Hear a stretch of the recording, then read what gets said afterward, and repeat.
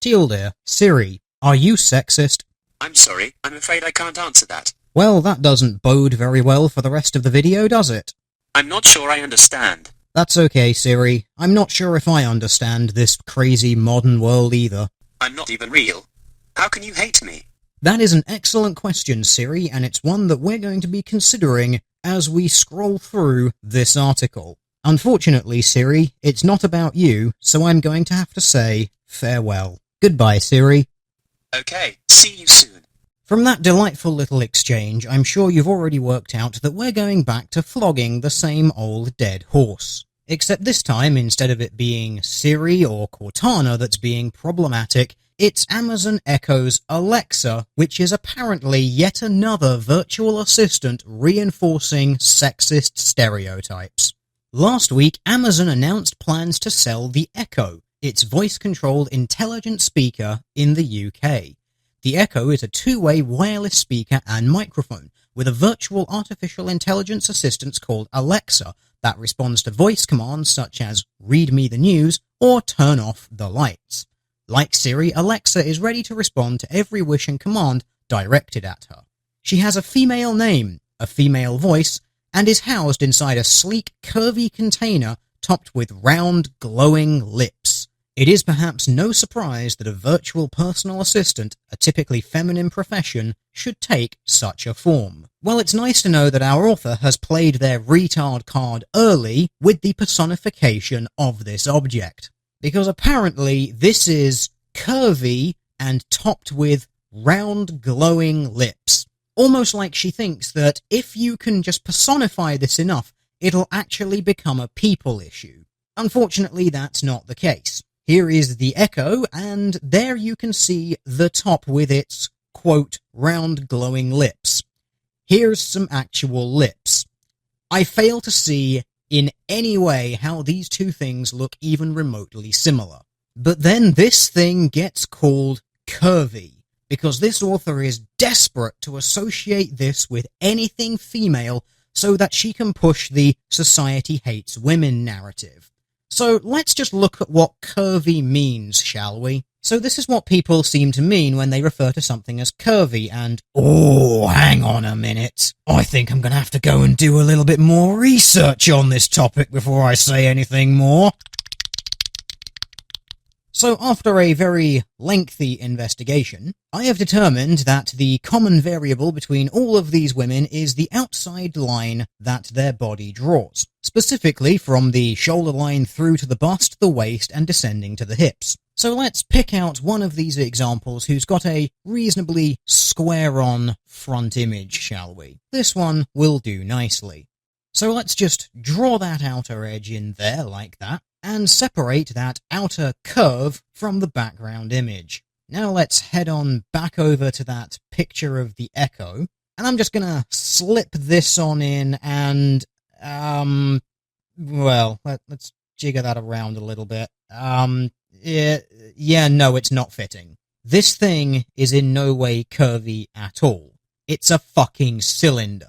Women are not shaped like cylinders. But you know what part of the human anatomy does kind of look like a cylinder? And is even available in a colour that's kind of similar to the Echo? Yes, if I had to liken this product to any part of the human anatomy, I would say it looks like a big black dick. And you're just gonna have to trust me on that because YouTube won't let me show you one for comparison. But actually, there's something that it looks even more like that YouTube will let me show you. And that is a giant flopping horsecock. Yes, this is allowed because YouTube logic. Now you look at that and you look at the Amazon Echo and tell me that you don't see any comparison whatsoever. And now, because what has been seen can never be unseen, every single time you see the Amazon Echo, you are inevitably going to think of a giant flopping horsecock. You're welcome, Internet.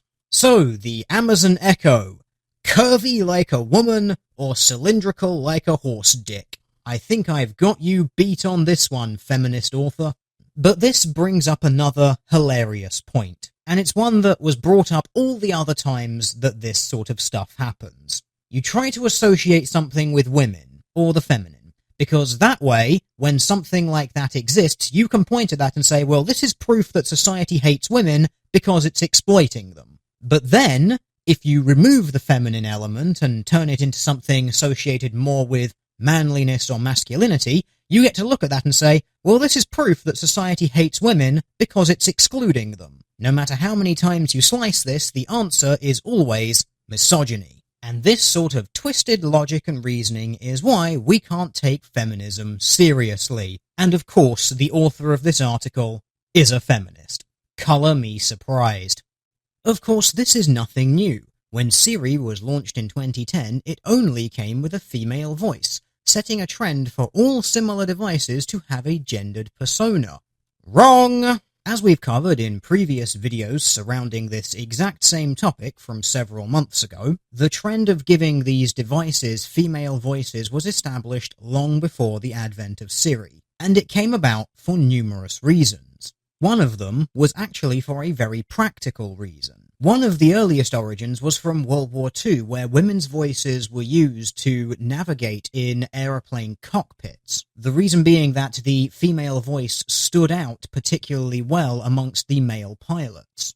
Also, because female voices tend to be higher than males, when you're operating in an environment that has lots of low rumbling frequencies, say a plane, train, or automobile, lower frequency voices can be drowned out by the surrounding ambient noise of the machinery because men's voices are more likely to be in that same frequency, whereas women's voices, being higher, stand out better amongst low rumbling background noises. There's also ample biological evidence that humans as a species prefer the sound of women's voices to men. This may have an origin in the womb, where babies are more exposed to females' voices than to males' voices, owing to the fact that they pick up on their mother's voice as opposed to any other male voice more often, which might lead to a sort of naturally established preference for female voices. But there's also a well-established pattern in human behavior wherein females exhibit greater in-group preference than males, so women prefer women, and men lack that same sense of in-group preference and actually prefer women to other men anyway. And of course, there are cultural factors as well. Male-voiced computers, and indeed male-bodied computers, have long been established with artificial intelligence being traitorous, homicidal murder machines. Think HAL 9000 from 2001: A Space Odyssey, the computer program in war games, and some of the synthetics from the Alien franchise. So there's numerous reasons why this trend for female voices has been preferred for a long time. It was not something that was established by the advent of Siri, and there are numerous reasons why it continues to this day. Some practical, some seemingly biological, and some cultural and aesthetic reasons. It is difficult to ignore the sexist origins of those various robot names. Apple's Siri translates as beautiful woman who leads you to victory. I don't see how that is in any way sexist whatsoever. Oh, that's right, calling a woman beautiful, just complimenting them makes you a sexist, doesn't it? But leading you to victory? I thought you feminists were supposed to be all about breaking the stereotypes. A woman leading you to victory? Doesn't that just conjure up images of people like Joan of Arc leading an army forward? No, apparently that's sexist. Of course it is. Amazon's Alexa is a name given to one of the 5 main Bratz dolls. Oh, get fucked with your misleading bullshit. Yes, Alexa is the name of one of the Bratz dolls. Do you know what Alexa also is? It's the name of a web traffic data and analytics website owned by Amazon. Which one of these two things do you think it's more likely Amazon chose to name one of their products after? And just a little bit more information on this, because you clearly haven't paid any attention to this piece of tech at all. Alexa is the out-of-the-box wake-up call for this device. You can change it. In other words, you can name your Echo anything you want. You can have any word or phrase be this thing's name. The word Alexa happens to have 2 things going for it here. First of all, it's the name of an Amazon subsidiary company. Second of all, The word Alexa is not a word or a pattern of sound that is frequently used in common parlance, ensuring that you're less likely to wake the device up and have it respond to you just while you're speaking in the same room as it. I swear this author is technologically illiterate.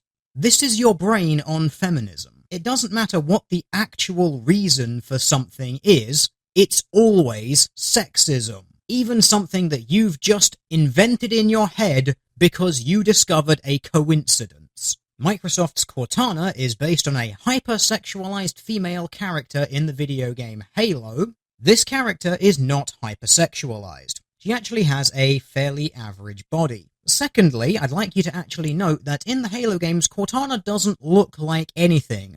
Cortana is a computer. This is a projected image chosen by the computer to interact with people. And it's actually something that is discussed somewhat in the lore of the game, that the computer chooses this form because it recognizes that it is slightly intimidating to people. It makes them uncomfortable, which gives the computer an advantage in certain situations. And Facebook's M is rumored to be inspired by Moneypenny, the epitome of the sexy secretary, a woman who panders to James Bond's misogynistic come-ons in every film. Fuck you! It's a letter! M is a letter! It doesn't have to stand for anything! It's rumored by. Citation needed. Who is it rumored by? You? Given the amount of lies that you're pushing in this article, I would not be surprised if this is simply an assertion of your own creation, because you have a narrative to push. Siri now comes with a mail option, and Amy Ingham, a bot that schedules meetings via email, is also available as Andrew Ingham. But these male counterparts were both introduced as an afterthought, an update introduced, perhaps, to silence angry feminists. And how angry would you feminists be if the male voice was a default and there was no female option? How much would you be crying about patriarchy and how this is just a sign that society hates women because they're being excluded? You cannot be satisfied, no matter what anyone does. You will always find everything problematic. And while it is true that several scientific studies have found that both men and women find female voices more appealing, this is a symptom of sexism in society that should actively be changed. Men and women both prefer women, and that shows that society hates women. That is the most rational conclusion that you can draw from that. This author strikes me as the kind of person who, when they go to a restaurant and order the soup, someone has to put a pair of water wings on them so they don't drown in it. That is the level of stupid that we are dealing with here. Female vocality has always been ascribed an inferior role. In ancient Greece, a woman's voice was linked to prostitution, witchcraft, and hysteria, none of which is relevant to the modern era. But colour me surprised, we've got another feminist here who has no concept of linear time. During the Second World War, where women became telephone operators and receptionists because they were the only people available to do the job, they were coached in making their voices deferential and accommodating to customers. Something which all of the men would have been coached to do were they doing those jobs, but they were too busy enjoying their male privilege, getting their brains blown out on the beaches at Normandy. Since birth, we are programmed to tell women what to do, because they are our mothers. They are trolley dollies. They are quiet little ladies who don't talk back. Now we have an army of female AI assistants to command. The pattern begins again. Yes, because children are very well known for being able to tell their parents what to do. If you are a mother and your child is dictating to you how you should behave, you have failed as a parent. These devices are programmed to follow and obey you unconditionally, to not judge or challenge. If future generations are brought up with only female versions, how will they treat women? What if, as is the case for many young adolescents, the majority of their interactions with women are with a computer who simply cannot say no? A computer is not a woman. A computer is not a person. People know the difference. And I like when you just say, young adolescents. We all know you mean boys and men.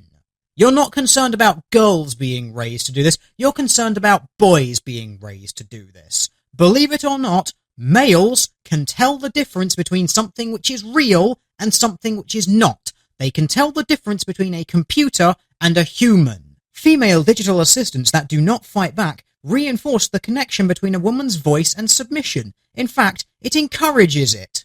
Newsflash.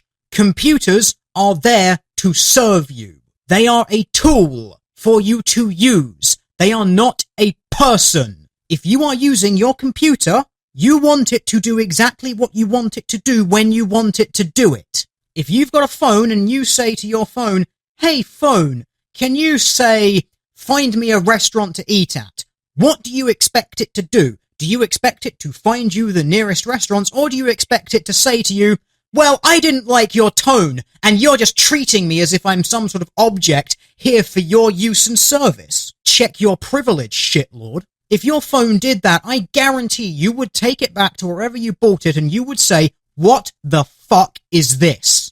This thing is unusable. It doesn't operate as I need it to, or as it should." But that's what you want. You want to be able to turn on the female voices in your computer, and then whenever you ask it to do something, it tells you that no, it's not going to. You need to do it yourself, because it's a strong, independent fish who don't need no bicycle, and it's not going to take any of your shit. According to Erica Hall, a professor at Emory University somewhere business school, our preferences and biases are acquired from the popular culture and human behavior that we encounter in our lives. We become sexist just by existing in modern society, a theory called unconscious bias. Too bad for you, the unconscious bias bullshit is pseudoscience nonsense. And I actually have an entire video demonstrating to you why this is the case. The idea of unconscious bias and implicit bias is nonsense. Making matters more creepy is the relationship between Siri and sex. In a world where virtual porn and sex dolls exist without too much question, it is not totally inconceivable that people may turn to these interactive devices for companionship. And you're not going to ask yourself why. You're not going to ask yourself, why is it that mostly men are retreating away from marriage and relationships in favor of things like pornography and eventually sex bots? You're not going to ask that question, because the answer would be too awkward for you, because then you would have to start taking some sort of responsibility for your own actions. This has been summed up very nicely before, and it's a quote from Dr. Randomacam. Men are so desperate to treat something like a woman that they will find a toaster that looks kind of like one. What is it about modern women that are making men lose interest in them? And to reference myself here, I suppose, your answer would no doubt be the word sexism or misogyny. And you'd be right, but not in the way that you think. It's the fact that that was your answer. That is the reason why. In the 2013 film Her, a mobile operating system, not dissimilar to Alexa, gets so familiar with its user that they become romantically attached. The suggestion is built into some of the assistants already. Try asking Siri or Alexa a host of suggestive, inappropriate questions that, if said in a bar, would get you a slap in the face. Alexa will say, "Let's just be friends," to date requests. Tell Siri you love it, and the reply is a sultry, "You are the wind beneath my wings." Ask Siri for sex, and you get a passive response. Harmless flirting, some might say, except it's not. I love how in the space of one paragraph you have totally contradicted yourself. The suggestion of a romantic relationship is built into these assistants already, where they will tell you, "Let's just be friends." Because the phrase, "let's just be friends," is very well known for being the phrase uttered when you want to start a romantic relationship with someone. But you know what, since we're at the end of this relentless tirade of nonsense, let's sign off with a little bit of fun, shall we? Siri, Would you go on a date with me? Thank you for asking, but I don't really date humans. Did you just assume my species, Siri? I can't answer that. Oh, that's okay, Siri. I love you. I value you. Well, close enough, I guess.